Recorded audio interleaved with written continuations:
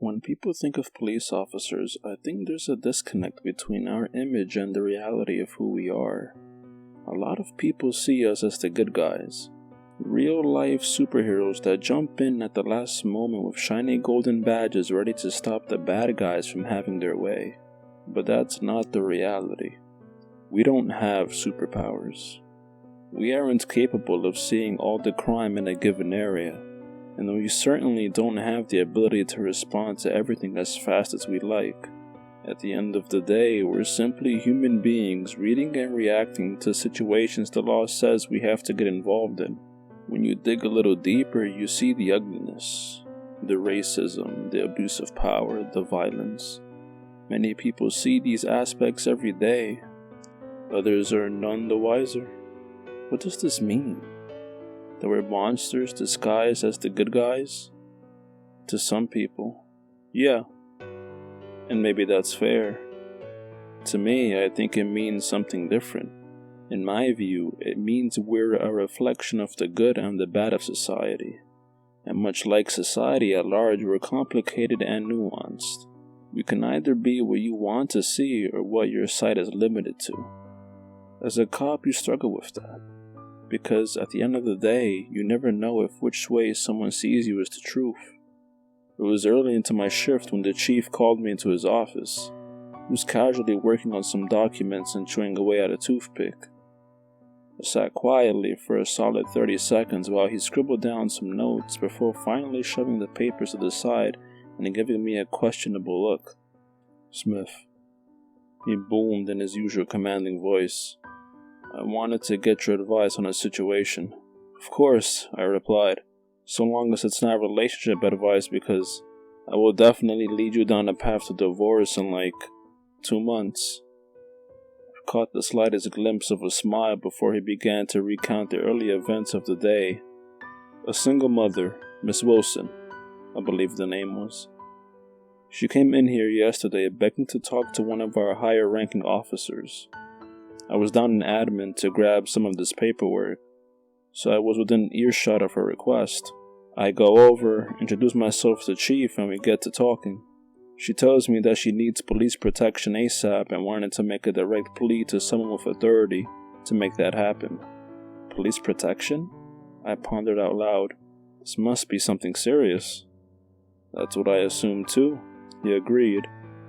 But Miss Wilson starts spinning this tale about how her little boy is seeing a man outside his window staring at him damn near every night, and that no matter what he does, the man won't go away. Of course, being a good mother, she always goes to check in on him, but every time there's no one there. The fear in her boy's eyes is real, though. The look in his eyes says he's been seeing something terrifying, and she believes her kid. To fix the situation, she wants us to keep a guy outside watching her place until we catch the bastard. So what do you think our move should be? I scrunched my face into a look of confusion. I don't understand. I mean, do you really need my opinion on this? Seems pretty straightforward, doesn't it? I get that her fear of this mystery man is real, but we can't just loan out officers as bodyguards or in quest. I'd love for us to help, but if she doesn't have any proof this guy exists, there isn't much we can do, right? I'd suggest that she set up security cameras. Maybe even invest in a gun. If she catches this guy on video, we can do a proper investigation and hopefully find him. The chief chuckled, which threw me off because the guy maintains a serious demeanor 99% of the time. I like the way you think, Detective Smith. Straightforward and logical in every situation. It's a trait that'll either save your life or get you killed. One way or the other, it's gonna make all the difference in your life. But you're missing something big.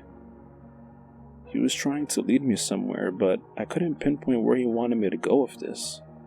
All I could do was raise an eyebrow in response.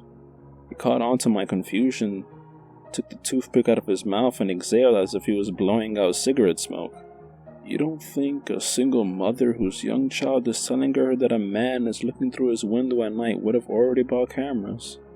I after a few nights, she had some of the most expensive cameras she could find installed outside his window. And obviously, we're still sitting here without any evidence of a man ever being there. Yet she came in here adamant that her son saw him just last night.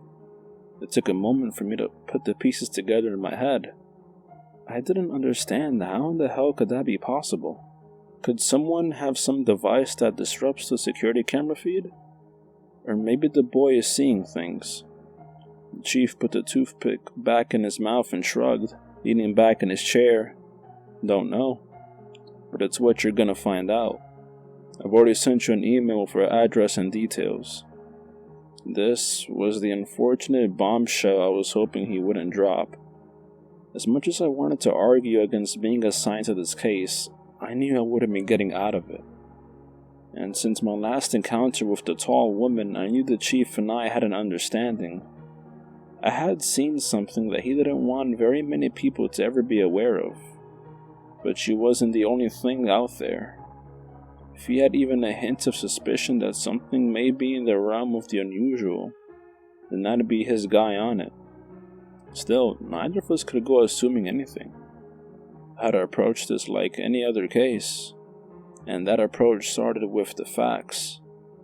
As soon as I walked out of the chief's office with a commitment to the case, my mind started getting to work. I immediately made a beeline for my desk to do some background research. A mother claiming that her son seeing a man outside his window at night, but no evidence such a man exists, at least not on video. Not anywhere near the amount of information I need to figure all of this out, at least not yet. Officer Ryan, who had only been with us for a little over a year, caught me off guard when I was lost in thought at my desk. He was a happy-go-lucky type of kid. He was in his late 20s and always wore a large smile on his face. "Hey there, detective," he said after taking a swig of his diet soda.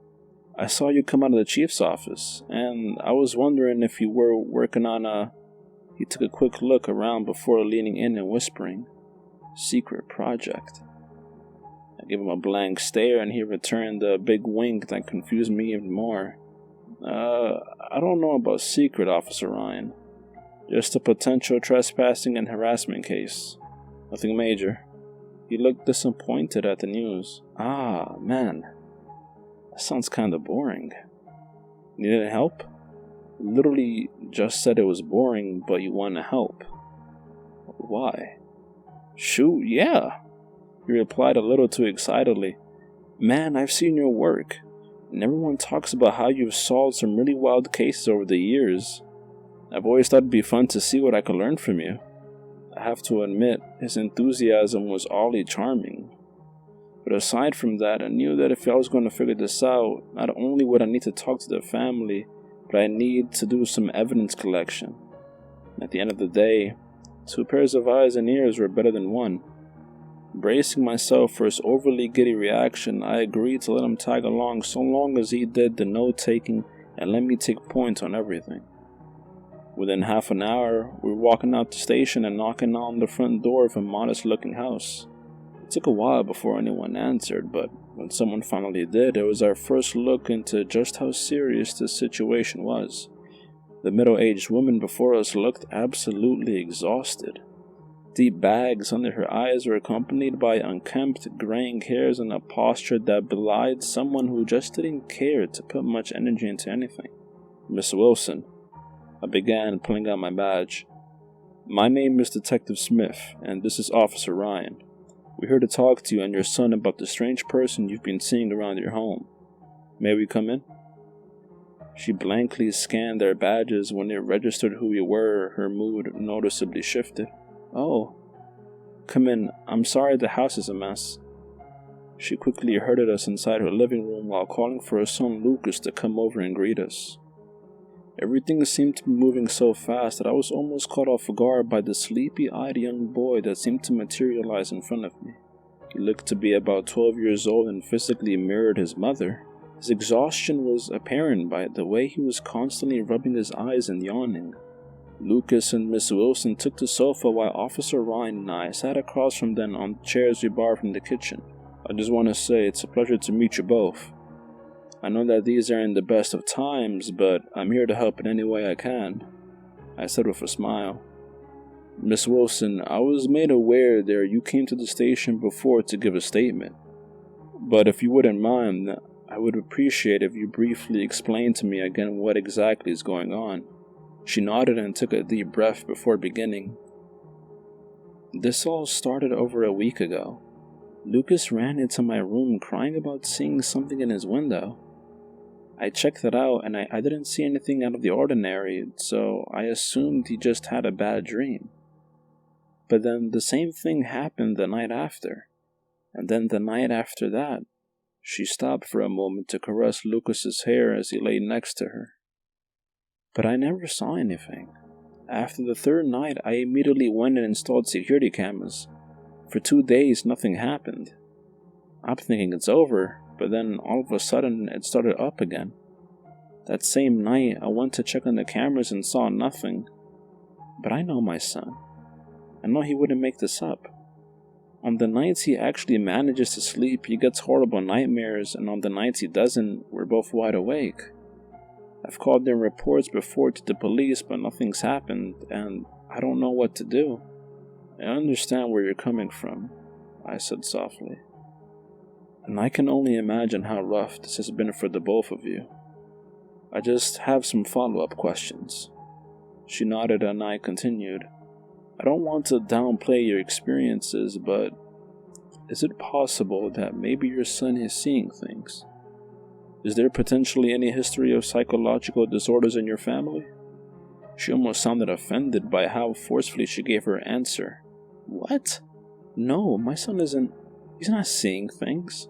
Officer Ryan cut in. We're not suggesting he is, ma'am.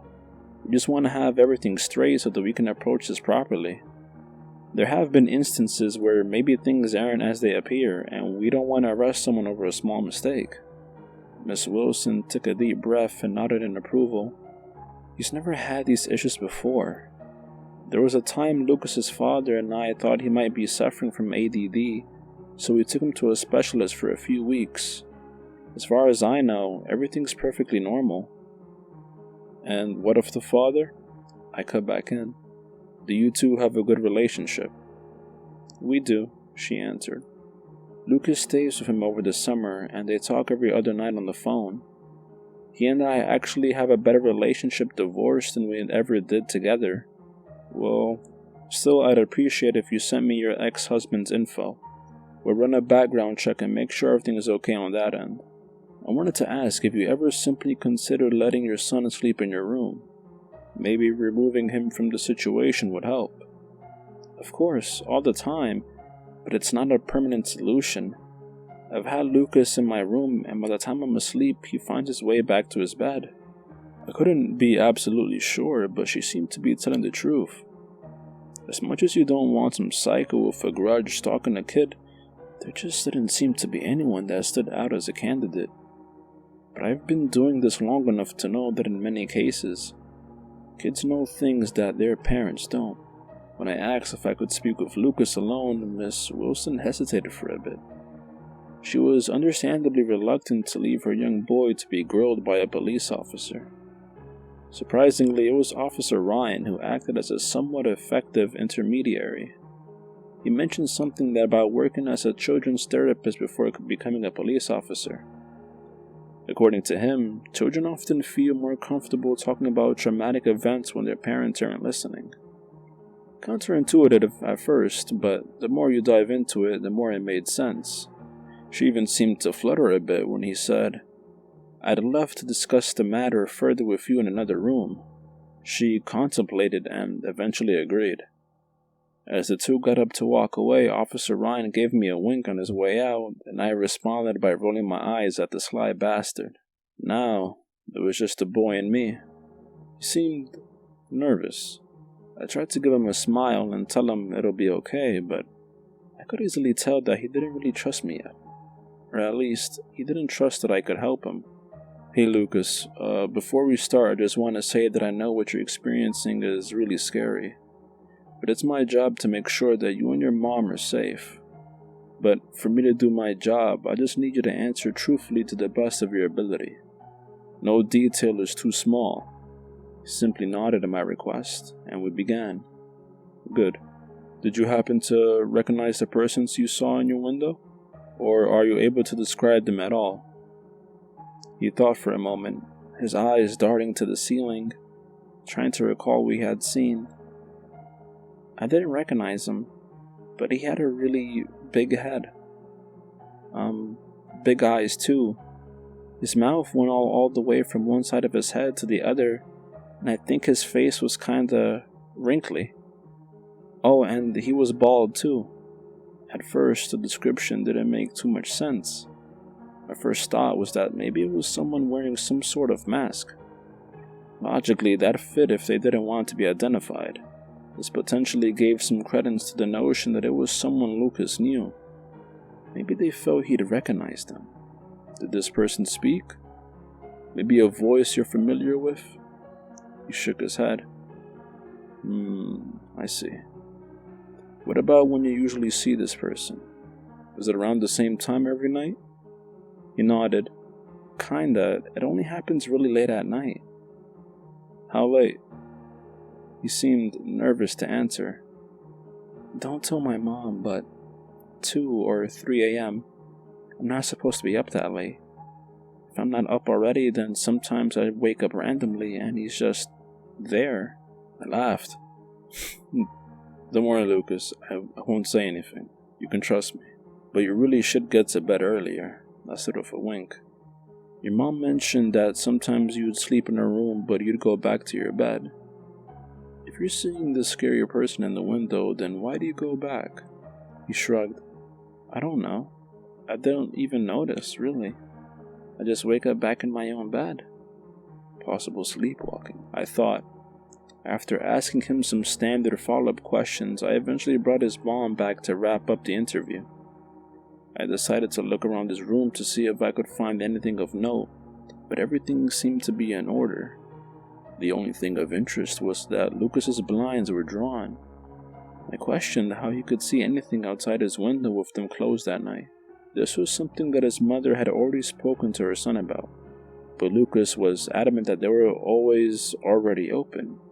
Whenever he'd wake up in the middle of the night, even if he knew they were shut when he went to bed.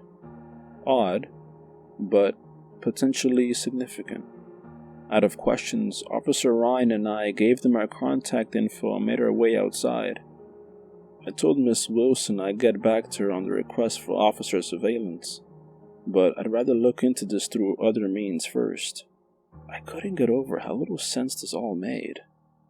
Nothing seemed to fit, and there wasn't a good place to follow up a lead with. All the facts I had before me appeared meaningless. A man in a mask that shows up at 2 in the morning to scare kids? If he was a kidnapper, why just look inside his room?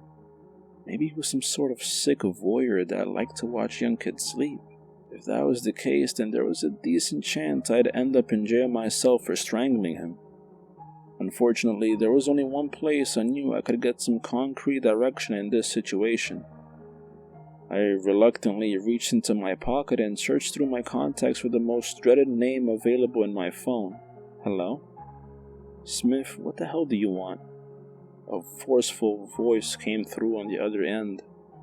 Hey, Officer Joss. Fantastic to speak with you too, I said in a slightly irritated tone before filling her in on the situation. Anyway, I'm here at the Wilson house. I already questioned the family, but I'm still a bit lost on where exactly to go with this. Any chance you can guide me in the right direction? She let out a very audible sigh. Did you call people to do your work for you in school too, or did that start in your professional life? Oh yes, being an asshole. The classic way to get shit done. If you keep at it, maybe the guy stalking this child will turn himself in out of pity for me. I couldn't see it, but I knew she was rolling her eyes. Haha, very funny. I do fancy myself a comedian. It's my second career choice if this police shit doesn't pan out. Well, funny man, if you want my advice, I'd recommend checking around the kid's window for anything important. Ideally, footprints, fingerprints in the window, etc. Also, talk to the neighbors to see if anyone has seen anything. Maybe you get lucky and hit on security cam footage. When you get back to the office, check to see if there are any guys in the area with an MO for peeping late with masks. If he's doing this constantly, then he probably doesn't live too far away. I have to hand it to her. She was damn good. And if it all turns up nothing, then I'd seriously question why we're even wasting our time. But if you think he'll come back, in theory, you could try and see if you can catch him yourself and grant her that surveillance. I mulled over her suggestions and thanked her before hanging up. Looking down the street lined with identical houses, I knew we had some work to do, but Officer Ryan and I were ready to hit the ground running. By the end of the day, we had racked up a decent amount of overtime and exhausted all potential avenues. When it was all said and done, we had exactly as much information as we had started with. It just seemed impossible. If there really was a guy running around peeping on kids, how could no one have seen anything? I wrote up my report for the day and planned to take a fresh look at things in the morning. However, I didn't get that comfort as I heard my phone buzz at 2 in the morning with Miss Wilson frantic on the other end. It happened again. Acting on instinct, I immediately threw on the first pair of clothes that I could find and sped down to the house. Crookedly parking in the street, I jumped out of my car and ran around the perimeter, looking for the man. When I didn't see anything, I called for any available officers to be on the lookout for a man potentially wearing a mask fitting the description Lucas had given me the previous day. I waited with Miss Wilson and Lucas inside while a couple of officers searched the area and talked with neighbors. The fear in the eyes of the young boy said a lot, and the way his mother hugged him tight and whispered in his ear, no doubt with words of comfort and love, made the non-verbal aspect of the situation speak that much louder. As time went on, it was the same story. We searched and came up with absolutely nothing. But even so, that moment made me believe this went beyond the lack of evidence. Something was deeply wrong. Deep down, I knew what Lucas was seeing was real. I contemplated the fact that the way we're looking at this stuff was off. I needed a different approach, and maybe Miss Wilson was right the first time. Perhaps we just needed to sit and wait for the guy to show. The next day I spoke to the chief about my lack of progress and suggested this new strategy. I figured that if we kept arriving late to the scene, then Miss Wilson's request should be granted. Despite the lack of evidence, I told him that I was confident that the boy's concerns were real and that we needed to take them seriously. Surprisingly, he went for it, but only on the condition was that I was the only guy on surveillance in case I caught something extra. We made an agreement to significantly cut back on my in-office time so that I could spend between 4 and 6 hours parked in front of the Wilson home. The first couple of days were incredibly uneventful. Admittedly, I spent more time playing games on my phone and watching videos than I probably should have. In my defense, surveillance is goddamn awful. Seriously, try sitting and looking down a dark empty street for 30 minutes by yourself and you'll see what I mean. The third day was when things took a turn for the horrible.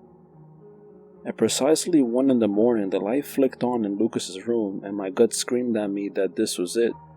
But there was a problem. I didn't see anyone outside Lucas's window as it happened. The outside was just as empty as it had been the previous 2 nights. Either way, I rushed towards their home with a gun in hand. For the second time, I ran around the house shouting for anyone hiding in the dark to come out and surrender. Checking any potential hiding places I went, and still nothing.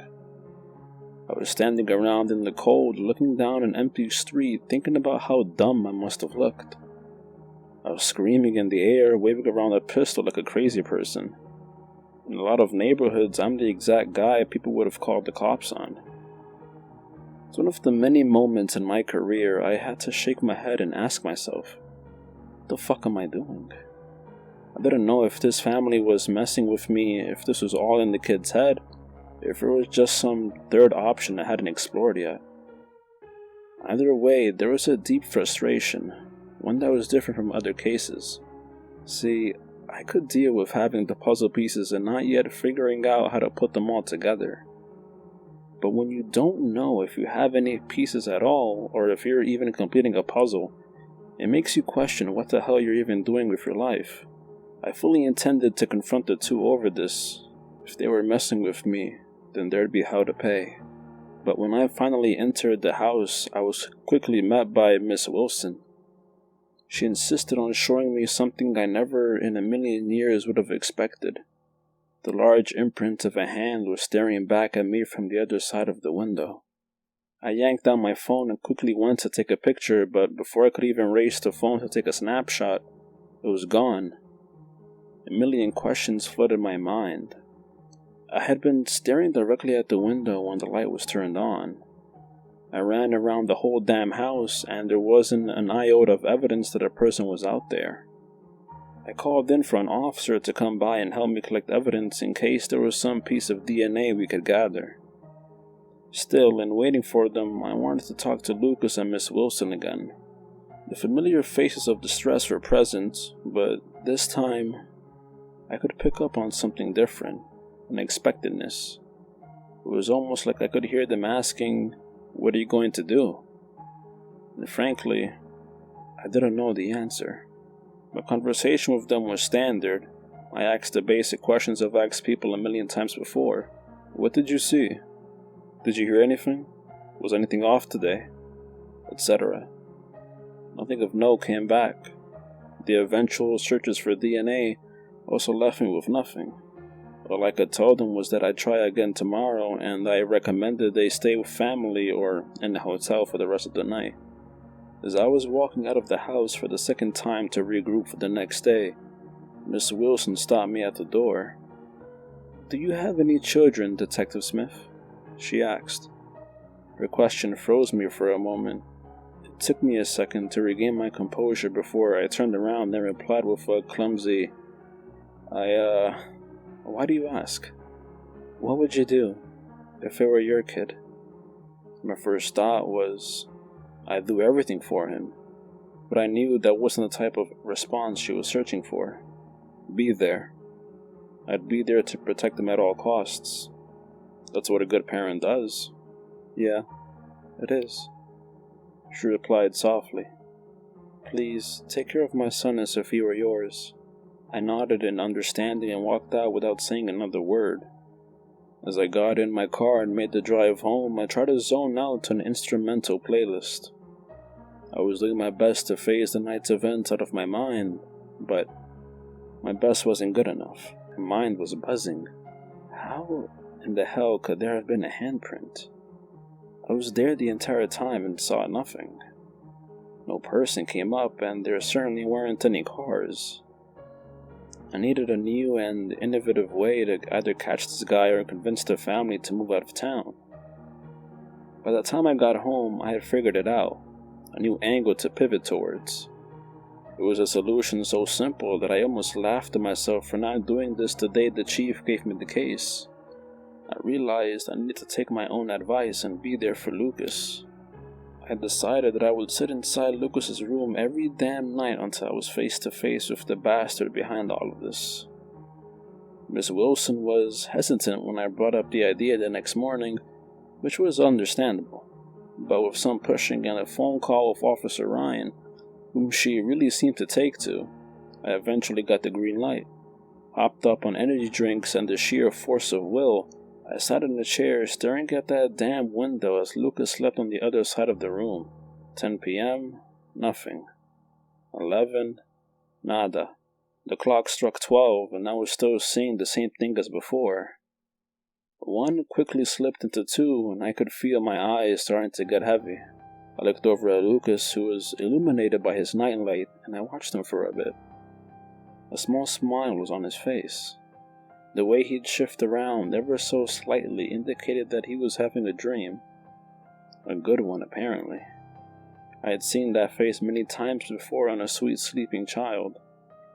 At that moment, I couldn't help but reflect that smile back.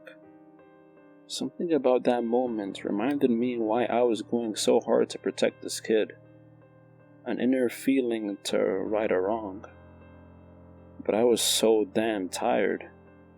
My mind was sweet-talking me into the idea that a quick nap couldn't hurt.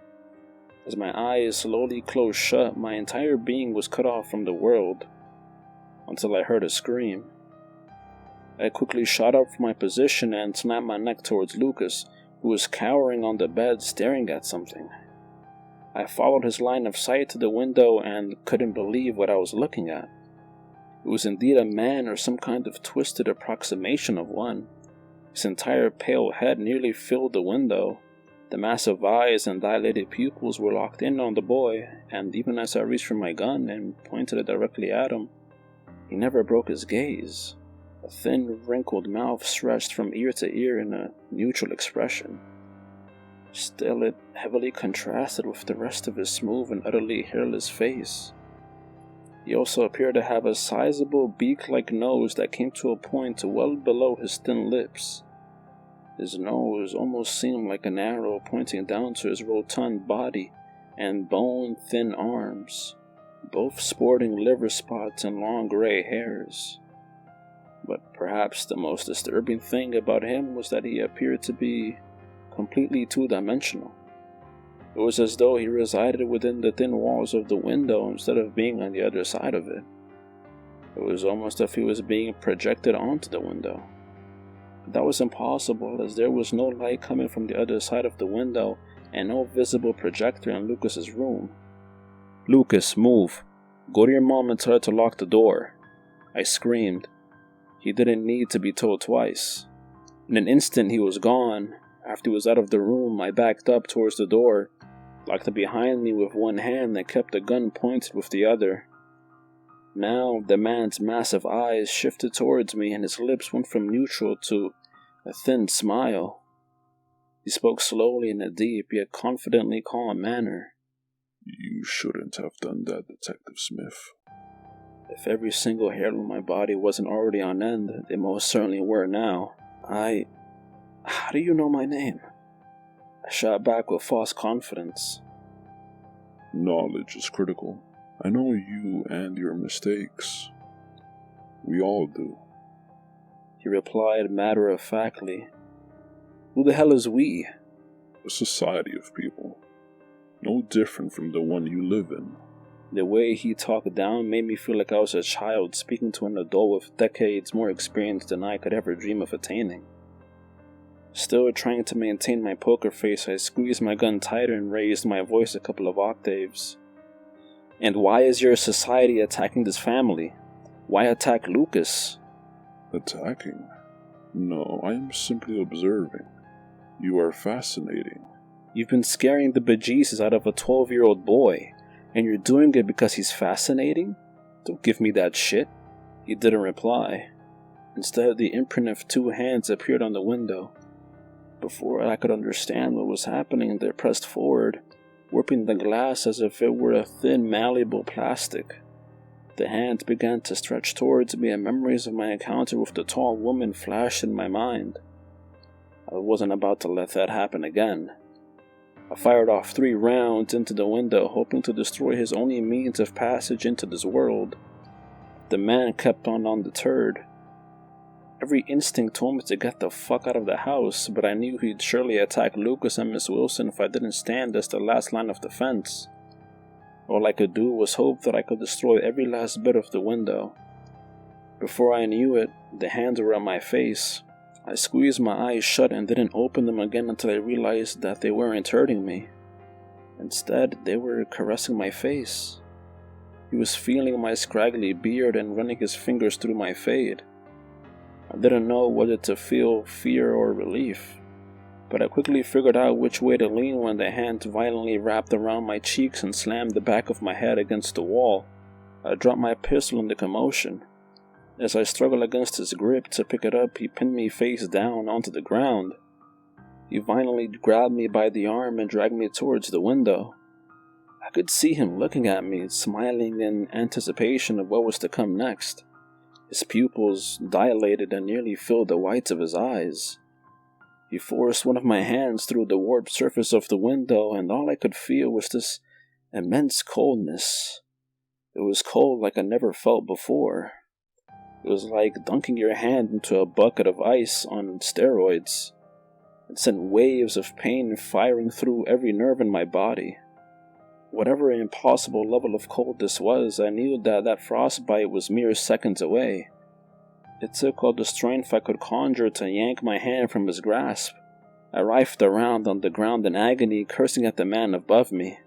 I knew he enjoyed my pain. He took a moment to watch as I struggled to scoop myself against the door before speaking again. The boy belongs here with us. Deep down, he knows it. He wants to be with us.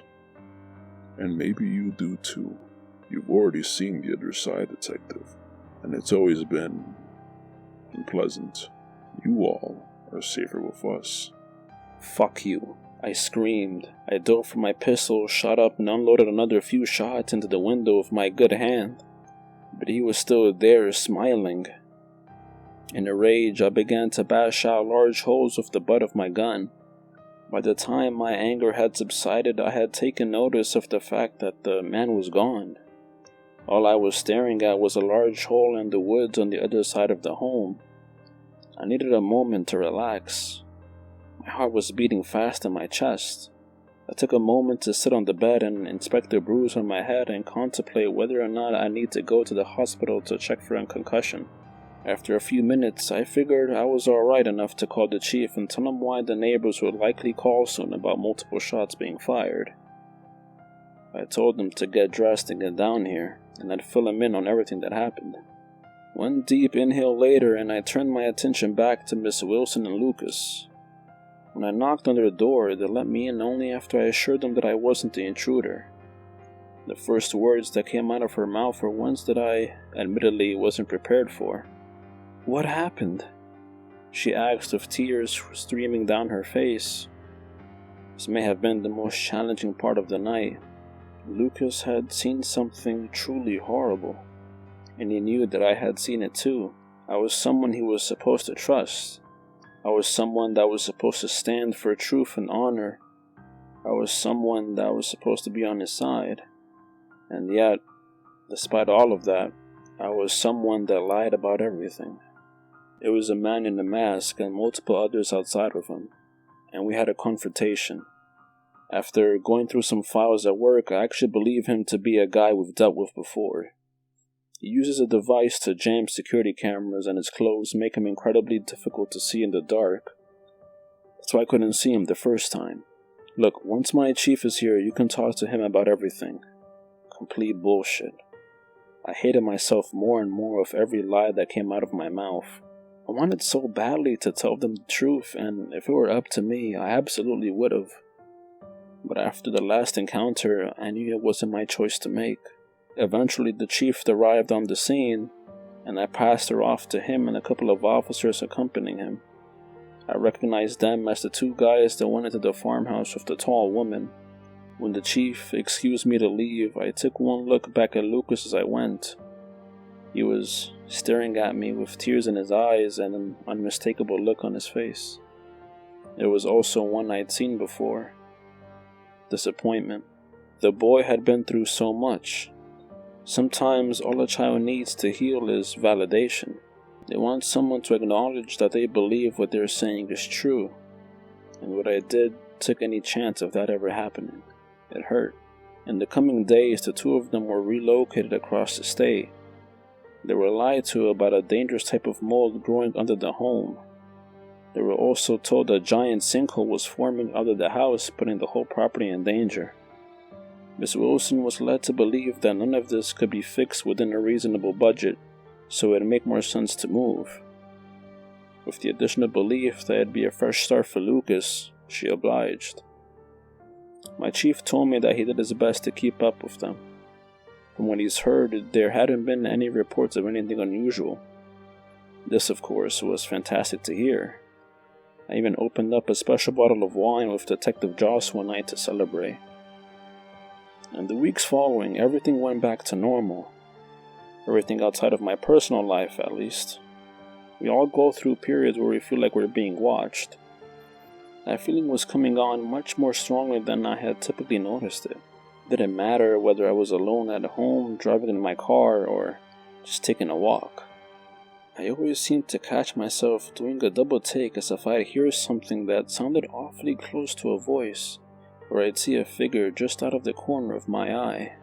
This came to a head when, after a shower, I was doing my facial scrub routine in the mirror when I undoubtedly saw a man behind my reflection. I nearly had a heart attack when it registered as that familiar large face. The man from Lucas's window was staring into my soul, a broad smile plastered on his face.